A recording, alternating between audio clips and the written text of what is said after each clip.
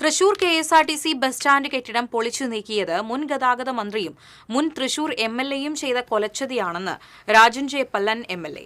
Bus സ്റ്റാൻഡിന്റെ ഇപ്പോഴത്തെ ശോചനീയ അവസ്ഥ ഗതാഗത മന്ത്രിയെയും മുഖ്യമന്ത്രിയെയും ധരിപ്പിച്ച് ആവശ്യമായ തുടർ നടപടികൾ സ്വീകരിക്കുമെന്നും അദ്ദേഹം അറിയിച്ചു.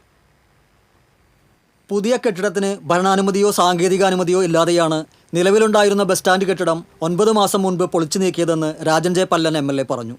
അതീവ ശോചനീയ സ്ഥിതിയിലായ ബസ് സ്റ്റാൻഡും പരിസരവും സന്ദർശിച്ച ശേഷം TCVയോട് സംസാരിക്കുകയായിരുന്നു അദ്ദേഹം. KSRTC ബസ് സ്റ്റാൻഡ് പൊളിച്ചു നീക്കിയത് 19/9/2025 അതായത് കെട്ടിടം പൊളിച്ചിട്ട് ഇന്നേക്ക് 9 മാസം പിന്നിട്ടിരിക്കുകയാണ്. ഇതിൽ 8 മാസവും കഴിഞ്ഞ LDF ഗവൺമെന്റ് ആയിരുന്നു എന്ന കാര്യം കൂടി ഈ അവസരത്തിൽ ഓർമ്മിക്കുകയാണ്.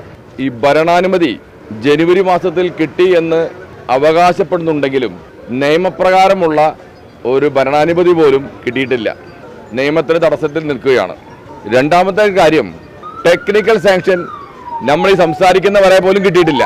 നിയമപ്രകാരമുള്ള ഭരണാനുമതിയും ടെക്നിക്കൽ സാങ്ഷൻ കിട്ടിയിട്ട് വേണം ഇത് ടെൻഡർ ചെയ്യാൻ.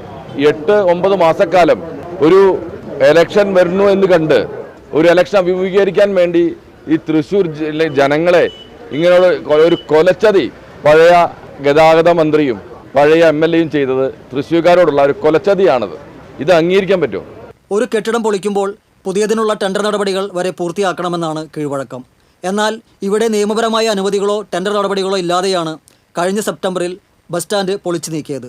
തെരഞ്ഞെടുപ്പ് മുന്നിൽ കണ്ടാണ് മാർച്ചിൽ ശിലാസ്ഥാപനം നടത്തിയതെന്നും MLA ആരോപിച്ചു. തെരഞ്ഞെടുപ്പ് വരുന്നു എന്നുള്ള കണ്ട് 10 വർഷക്കാലം LDF ഭരിച്ചിട്ട് ഇലക്ഷന് തൊട്ട് മുമ്പ് 9 മാസം മുമ്പ് നിയമപ്രകാരമുള്ള നടപടികൾ സ്വീകരിക്കാതെ ഗതാഗത മന്ത്രി കെട്ടിടം പൊളിച്ചു കളഞ്ഞു.